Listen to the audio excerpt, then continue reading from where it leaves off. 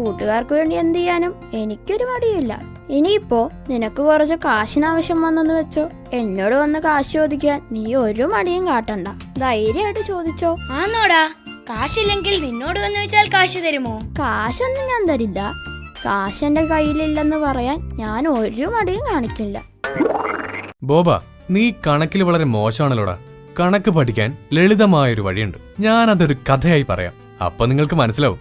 അത് ശ്രദ്ധിച്ച് കേട്ടിട്ട് ഞാൻ ചോദിക്കുന്ന ചോദ്യത്തിന് ഉത്തരം പറയണം. ഒരിടത്തൊരു വൃദ്ധനായ മനുഷ്യനുണ്ടായിരുന്നു. അയാൾക്ക് 4 പുത്രന്മാരുണ്ടായിരുന്നു. ഒരു ദിവസം വൃദ്ധൻ തന്റെ കയ്യിലിരുന്ന 10 മാങ്ങ മക്കൾക്ക് നൽകി. മൂത്തവന് 5 മാങ്ങയും രണ്ടാമത്തവന് 3 മാങ്ങയും മൂന്നാമത്തവന് 2 മാങ്ങയും നൽകി. എങ്കിൽ 4-മത്തവന് എത്ര മാങ്ങ കിട്ടും? ബോബൻ പറയൂ. സാറേ, അത് പച്ച വാങ്ങിയോ പഴുത്ത വാങ്ങിയോ? അത് പഴുത്ത മാങ്ങ തന്നെ ആയിക്കോട്ടെ. എന്നാ പിന്നെ 4-മത്തവന് 10 മാങ്ങ വേണ്ടി കിട്ടും.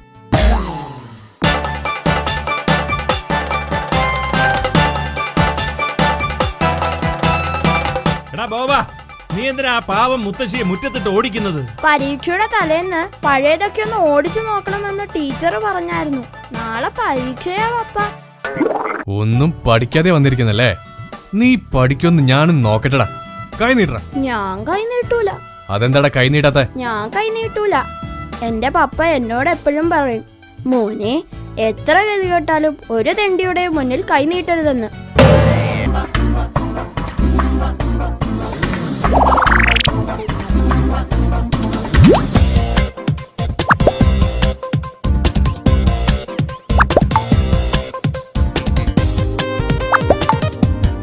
ടൗണിലെ തുണിക്കടയുടെ നറുക്കെടുപ്പ് ഇന്ന 1ാം സമ്മാനം അംബാസഡർ കാറാ. ചേട്ടനത് കിട്ടിയിട്ടും പ്രയോജനമില്ല. ഓടണമെങ്കിൽ അതിൽ പെട്രോൾ ഒഴിക്കണം. ആ, ഞാനേ പുറത്തേക്കൊന്ന് പോകുക. നിങ്ങൾ ഇവിടെ തന്നെ കാണണം. ആ കീറിയ ഷർട്ട് വല്ല പിച്ചക്കാരും വരികയാണ് കൊടുത്തേരെ.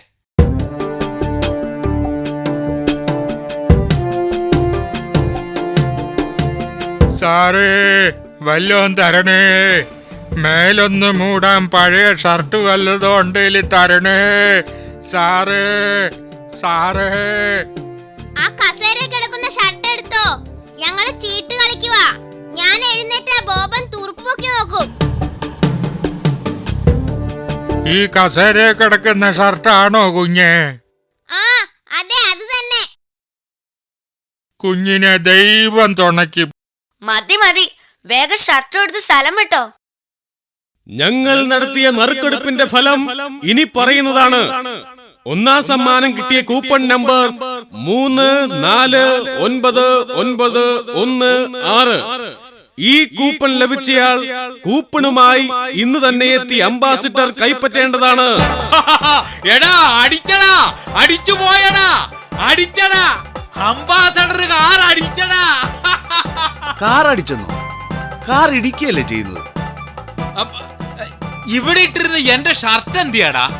ആ ഷർട്ട് ഇവിടെ ഉണ്ടായിരുന്നതാണല്ലോ.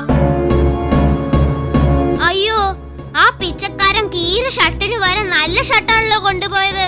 ചതിച്ചോ കർത്താവേ. നറുക്കെടുപ്പിന്റെ കൂപ്പൺ ആ ഷർട്ടിന്റെ പോക്കറ്റിലായിരുന്നു. ആ നരകം എങ്ങോട്ടാടാ പോയത്? അവന്റെ ലക്ഷണം ഒന്ന് പറഞ്ഞ് എങ്ങനെയെങ്കിലും കണ്ടുപിടിക്കാം. അതിന് ഞങ്ങൾ അവനെ കണ്ടില്ലായിരുന്നു. പക്ഷെ സ്വരം കേട്ടാ തിരിച്ചറിയും. മനുഷ്യന്റെ സ്വരമാ.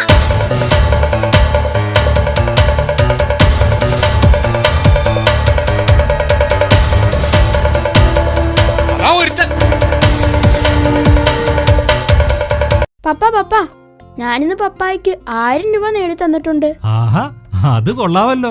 അതെങ്ങനെയാടാ? പപ്പ പറഞ്ഞില്ലായിരുന്നോ ഞാൻ ഈ പരീക്ഷയെങ്കിലും ജയിച്ചു കിട്ടിയാൽ 1000 രൂപ സമ്മാനമായി തരാമെന്ന്? അതെ, പറഞ്ഞിരുന്നു. എന്നാ കേട്ടോളൂ, പപ്പയുടെ 1000 രൂപ പോയിട്ടില്ല. സന്തോഷമായില്ലേ? ഇന്ന് നമ്മൾ മലയാളം ഗ്രാമറാണ് പഠിക്കാൻ പോകുന്നത്. കഴിഞ്ഞ ആഴ്ച ഞാൻ പഠിപ്പിച്ച കാര്യങ്ങൾ നിങ്ങൾക്ക് ഓർമ്മയുണ്ടോന്ന് നോക്കാം. ആദ്യമായി മോളിയോട് തന്നെ ചോദിക്കാം. ഒന്നിനോടൊന്ന് സാദൃശ്യം ചൊന്നാൽ അതിനെന്ത് പറയും? മോളി പറയൂ.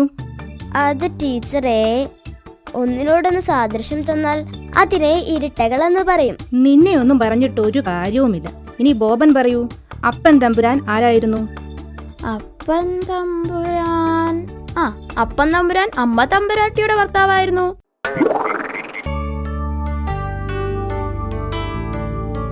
അമ്മച്ചി, പപ്പ, ഇന്ന് ഞങ്ങൾക്ക് പുതിയ ക്ലാസ് ടീച്ചർ വന്നു.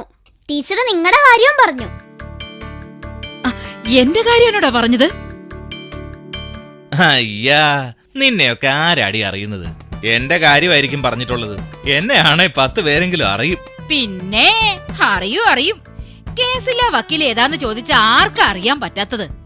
ഞങ്ങളുടെ തറവാടേ തോമാസ്ലിഹാടെ പിന്തുടർച്ചക്കാരാ. തറവാടികൊക്കെ അതൊക്കെ പറഞ്ഞാ മനസ്സിലാകൂ. തറവാട്ടി പിറന്നവര് ഞങ്ങളെ അറിയൂടി.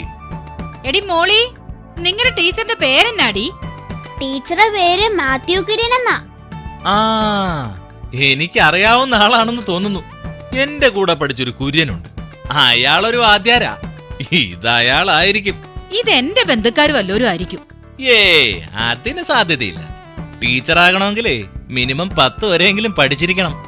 എന്നിട്ട് അമ്മച്ചിയുടെ ആങ്ങളമാര് ഗൾഫിലുണ്ടല്ലോ. മണ്ണ് ചുമക്കാൻ വല്ലതും പഠിക്കണോടാ. അവരെ അതിനെങ്കിലും കൊള്ളാം. ഈച്ച അടിച്ചോണ്ടിരിക്കണേക്കാളും ഭേദവാ. സ്വന്തമായ ഒരു വള്ളിനിക്കർ പോലും വാങ്ങാൻ പറ്റാത്ത മനുഷ്യനാ പ്രസംഗിക്കുന്നത്. വേണ്ടേ, നിങ്ങൾക്ക് ഈ സാധനം പോലും അവര് കൊണ്ടു തന്നതാ, ഓർത്തോ? അത് കള. നമ്മൾ പറഞ്ഞു വന്ന വിഷയം അതല്ലല്ലോ. എടാ ബോബ, ടീച്ചർ എന്റെ കാര്യമാണോ അതോ അവിടെ കാര്യമാണോ പറഞ്ഞത്? രണ്ടുപേരുടെയും കാര്യമാ പറഞ്ഞത്. അപ്പൊ കുടുംബക്കാരാവാനാ വഴി. എന്താണ് ടീച്ചർ പറഞ്ഞത്? അങ്ങനെ പ്രത്യേകിച്ചൊന്നും പറഞ്ഞില്ല. ക്ലാസ്സിൽ ഞങ്ങളെ കുറെ വഴക്ക് പറഞ്ഞു വെച്ച് ടീച്ചർ പറയുവാ, നിന്നെ ഒന്നും പറഞ്ഞിട്ട് കാര്യമില്ല, നിന്റെയൊക്കെ തന്തയുടെയും തള്ളയുടെയും കുഴപ്പമാന്ന്. ദൈവനാമങ്ങൾ പലതരത്തിലുണ്ട്. ഓരോ നാട്ടിലും ഓരോ തരത്തിൽ അവ പറയപ്പെടുന്നു. ഉദാഹരണമായി കാളിയെ മഹാകാളി, രുദ്രകാളി, ഭദ്രകാളി എന്നിങ്ങനെ പല രൂപത്തിൽ പറയപ്പെടുന്നുണ്ട്. നിങ്ങൾ വേറെ ഏതെങ്കിലും കേട്ടിട്ടുണ്ടോ? മോളി പറയൂ. ഓ ടീച്ചർ, തക്കാളി. അമ്പും വില്ലുമായി രാജാവ് യുദ്ധം ചെയ്തു. ഇത് ഏത് കാലം? ബോബൻ പറയൂ. അത് തോക്കില്ല കാലം. കോടതി സ്കൂളുകളിൽ സമരം ചെയ്യുന്നത് നിരോധിച്ചു. പിന്നെ എന്തിനാണ് സ്കൂളിൽ പോണത്? ടീച്ചർമാരാണ് ഇനി ആകെയുള്ള പ്രതീക്ഷ. അവളെ കണ്ടു പഠിക്കടാ. അവളെ പഠിക്കാനുണ്ടായ കൊച്ച. ആട്ടെ മോളിയെ, നിന്റെ ടീച്ചർമാര് ആത്മാർത്ഥമായിട്ട് പഠിപ്പിക്കുവോ? ആശാനെ അവൾ ഉദ്ദേശിച്ചത് ടീച്ചർമാരെ സമരം ചെയ്യുമ്പം നമുക്ക് വീട്ടിൽ പോകാലോന്നാ. ആന്നോടി?